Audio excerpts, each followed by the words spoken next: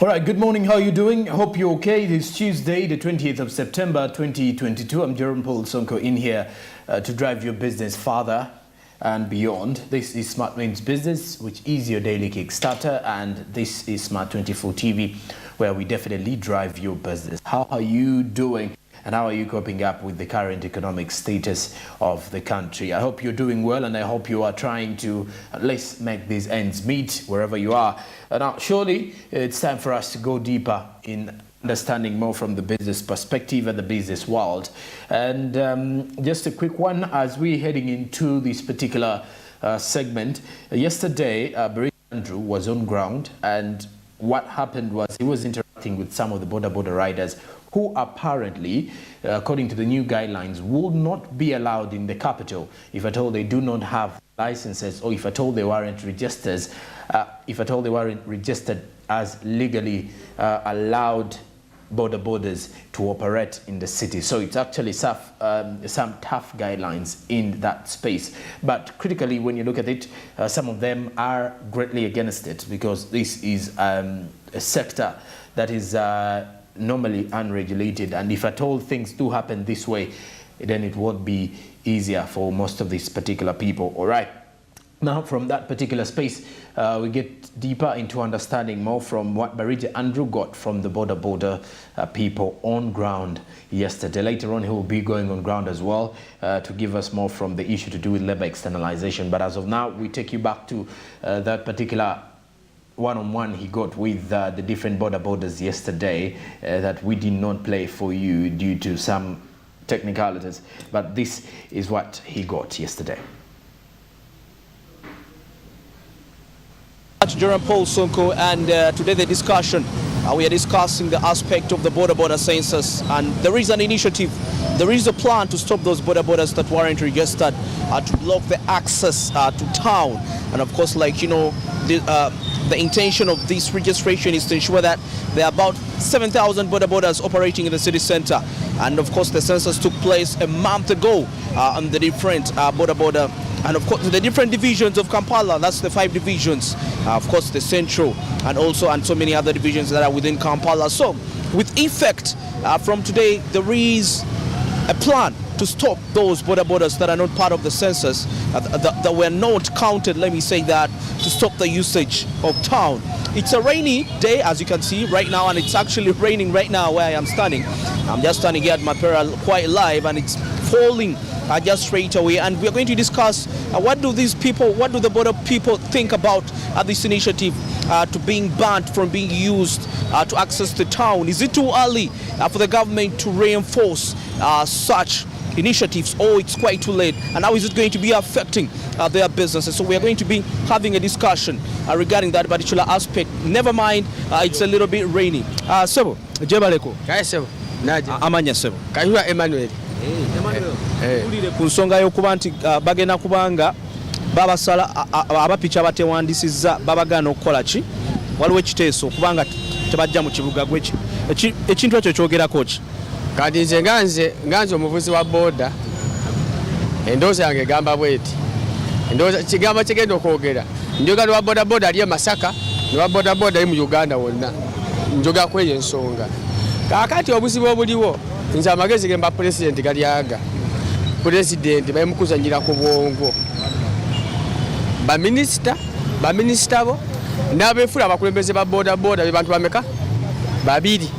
Bubaye mukuzanya mulimo gwa boda. Ochegeera tosaya kera ku makya, minisita n'agamba twakomeza okuwandiisa.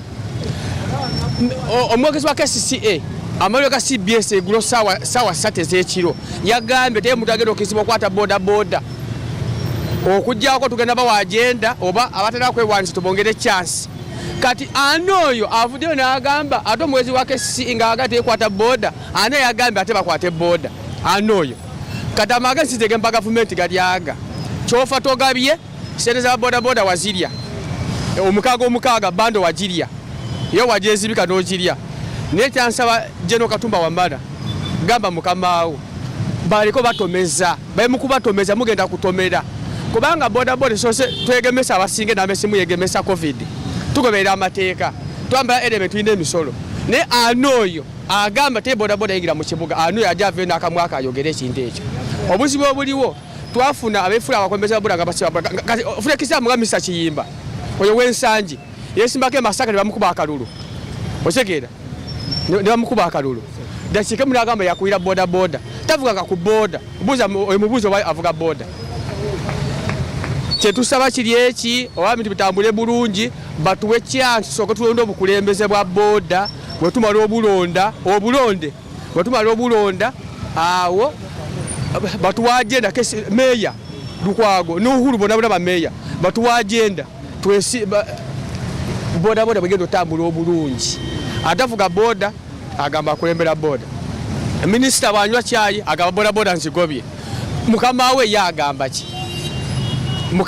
yagamba ki kati webuze tugende yafumiza boda olwaliro kati gye bali ashaka ababodaboda gye bali oba bawandise amagezi getwagalyaga nze mugenda basomesa bafuna amagezi amazali gengendo bawa kati sawa zino baba gakwanisa bodaboda kampuni ezo zifumya bodaboda wabewo n'abawandiika babeeraawo tutegera ofuluma okuva mu bondi ode nga maze mukola ki omuwandiisa tosakira ku makya nti stopize okuwandiisa bodaboda tekiriyo omenye bamateeka bugenda kweyongera agamagezi tuwa president awo bakatemba abamwezinzeemu awo bayimulya muli abagobe kyekyo kyokka amagezi gembawa kati golaba kale tetuganye ngekyo kiri awo golaba kuno okwewandisa kuno kulina engeri gye kuyamamu bizinesi ya pikipiki singa kubanga nga kukoleddwa mu mitendera emituufu kakati okwewandiisa si kubi kubanga wede tutibawandise mbuuza lwaki mbuuza bwabawandika batya kati fe tukwera ku mapeera tulina fayiro mu CPS poliisi etutwala fayiro yaffe gyeri ekitegeeza bamanyi bamemba bali ku mapeera tuba twewandiisizza naye kati emirundi gye twakewandiisa mirundi mingi baani abalina data zaffe abo babaani abaziyina naye batufuna omuntu omutuufu batuwandiise batuwe uniform amaga nti oyo gundi naffe ababoda batuwe obuyinza tugambe nti oyo siwa boda terina uniform ng'eyaffe naffe tumwekwatire awo biratambula bulungi naye awatali ekyo oyo komedi bali mu karaoke bali mu kuzannya kyofa togambye ne Mr.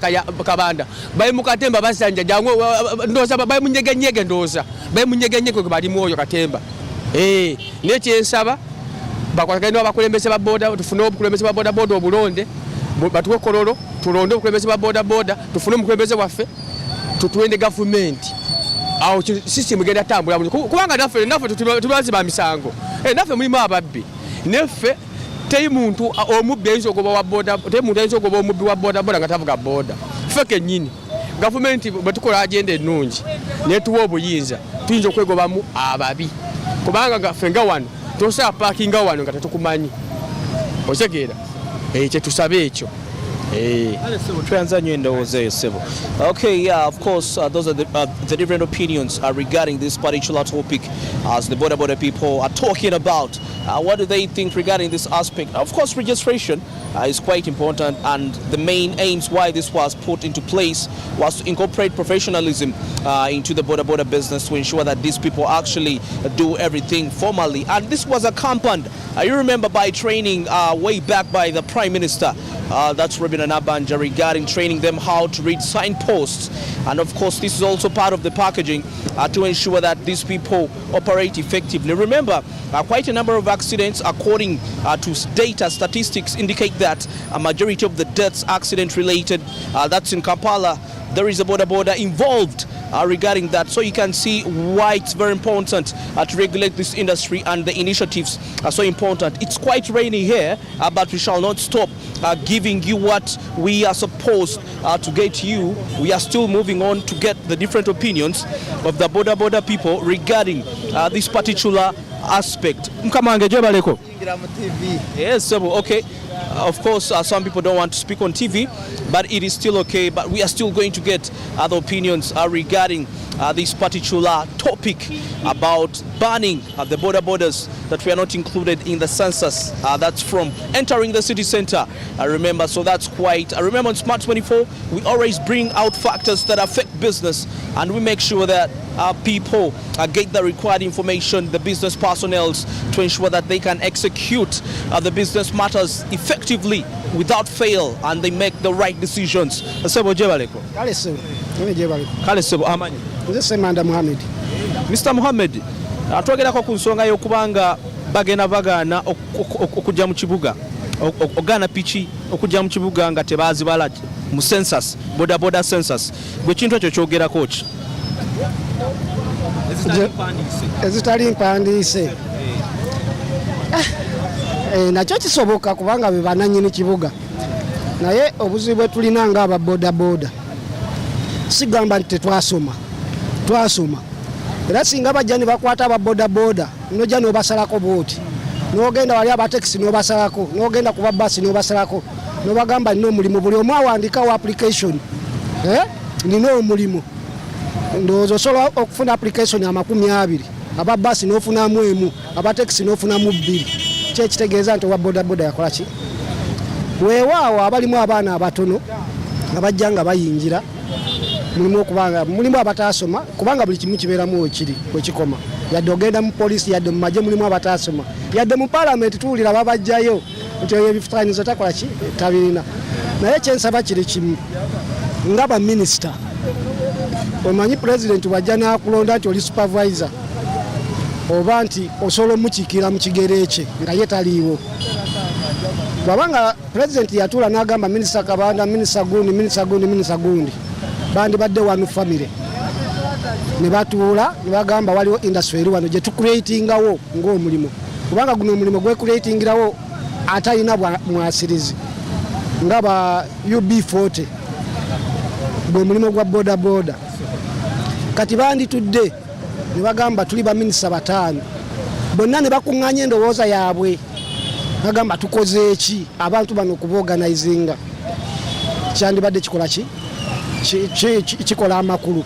Ne badda mu KCCA kubanga yenkwanyaganya yaki ge maka gaayo, ne bagamba KCCA tutudde nga baminisita oba nawe tukuyise tukoze tutya. Lord Mayor n'abeerawo n'abalala abakakiiko abanene ne balaba engeri gye basaanyaamu ki ekintu ekyo. Naye kati wano kitandise okulaga nti baleese ebya NUP ne baleeta bya NRM ne baleeta ebya DP ebyaki byonna babigase muki mu boda. Ate bennyini abo banaava eyo baleeta amafuta nti wa boda amafuta gaagano jangu omperekere. Nze bajja owa NUP ajja kumpa amafuta ngendeyo, owa UPC ampa amafuta ngendeyo, kubanga nze ekizibu kyange amafuta gabeera mu tanka gaba gakola ki? Gakola. Nensi bawagira nze nagwe empagira. Okitegeera? Kati bo banaalaba boda zifolowinga nti gundi agenze ne boda nyingi balowooza nti ki kumbo yanaaba akola abasizizaako ensumika ateseeyo sente nyingi. Okiraba? Naye batule nga baminisita, batule ne minisitule ya gundi ya KCCA bakanye ekintu babeere one person. Bajja kukola ekintu bategeke ekibuga, naffe ekibuga tukyagala nga kirongoofu. Na guno omulimu gusobola okujja nga mulungi okukyuka ne gubeera omulungi ne gubeeramu amateeka. Naye amateeka mu ggwanga mwennyini tegaliimu, kubanga abakozi abamenyi b'amateeka batuyingiramu si kibi. Naye ate okwewandiisa tekijja bumenyi bw'amateeka kukolera mu kibuga wakati. Gwe ensonga eyo gyogerako ki? Ensonga eyo nkulu nnyo kubanga era ne bobanga abantu abatewandiisa abamu oluusi osanga babbi, abamu nga banyakula. Kati nze eyo nsonga nze ndaba nkulu nnyo, balina okwewandiisa, tulina okwewandiisa. Gwe wewandiisa? Naye wandiisa dda. Wafuna jacket anti ngamba waliwo jacket ze babawa? Reflector. Ebya reflector tebalina bibatuwa, nze naye wandiisa naye tebalina bibatuwa. Neanza nye ndowooza eyo sebo. Interesting. He registered actually his boda. Msemo jebaleko. Ale sebo. Nawe jebaleko. Kale mukama wange amanyi. Amanyi nze Kakampa Sam. Sam. Ensonga y'okubanga okutandika wiiki eno tebagenda kukkiriza piki etali mpandise kukolera mu kibuga wakati. Gw'okyogerako ki? bwe baba baleeta puroguramu ng'egenda kutuyamba be bamanyi eyo waggulu kubanga bagamba twewandiisa abalala ne twewandiisa abalala tebeewandiisa bweffe just tulinze ekiddako kyokka esebo kubanga kati bagamba simanyi twewandiise simanyi biki ekyo kyo kisobola okubeera kirungi ekizibu bwe bamala okwewandiisa bateekamu ati ababbi batandika okunoonyereza ku bodaboda banoonyereza ku bodaboda kumbe be babbi be bennyini naye bwe kiraba nga kigenda kuyamba ffe twewandiise tumanye bwe tukolera omuntu ne bwakola accident omuntu ne bwabba omuntu bamanye ng'omuntu gundi yabbye gundi omuntu gundi yakoze bw'ati ekyo kisobola okutuyambako sebo kale sebo. Of course, very interesting opinions there from the Boda people. Those participants in the Boda industry are giving their opinions regarding the proposal to stop those bodas that were not registered to access the city center. Remember, so many people in town actually use boda. On average, literally all Ugandans, because they help us, of course, to cut the jam and so many other things. So, what will happen when majority actually are banned from accessing town? Don't you think you will be affected as a person right there? I don't know if that comes. That's still a question for you to think about. But that's what a proposal is. And those have been the views regarding the borders industry regarding that particular topic. Remember, a disclaimer, the opinions you just heard are not opinions of Smart 24 TV, but simply the opinions of the public. This Smart means business on ground. Andrew Barije.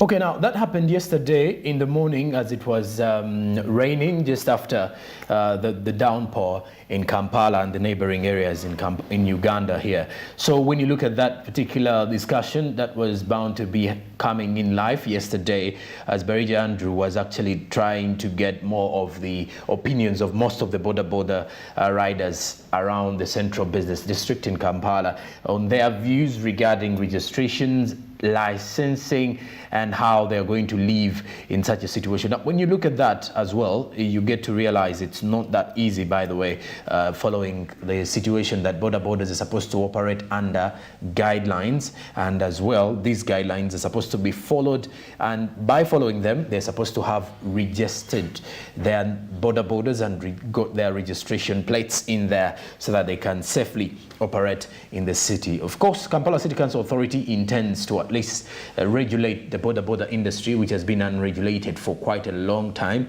and in this way would be not only curbing road accidents